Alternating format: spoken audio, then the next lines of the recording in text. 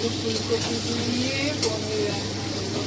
আজকে দ্বাদশীর রান্না মোটামুটি সব হয়ে গেছে, এটা হয়ে গেলে হয়ে যাবে। এই ফুলকপি ভাজা হয়ে গেছে, এখানে জিরা আদা লঙ্কা বাটা আর একটা টমেটো কেটে রাখলাম, হয়ে গেল সব কিছু।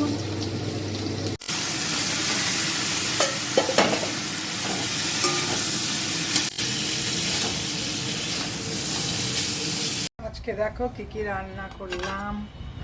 এটা করলাম ডাঁটা চচ্চড়ি, এটা করলাম আলু ভাজা, তারপরে এটা হলো ডাল, ছোলার ডাল করলাম, আর এটা হলো চাটনি,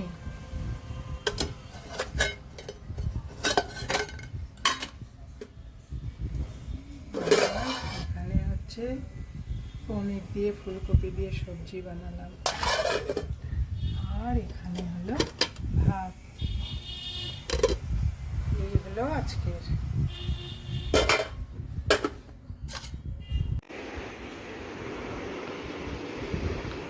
দুষ্টু দুষ্টু দুষ্টু, এই যা একটা, এই যা একটা ডান্ডু ডান্ডু গুন্ডু ডান্ডু গুন্ডু গুন্ডু ডান্ডু ডান্ডু গুন্ডু, ওরা আমাদের ডান্ডু গুন্ডু ডান্ডু গুন্ডু ডান্ডু গুন্ডু।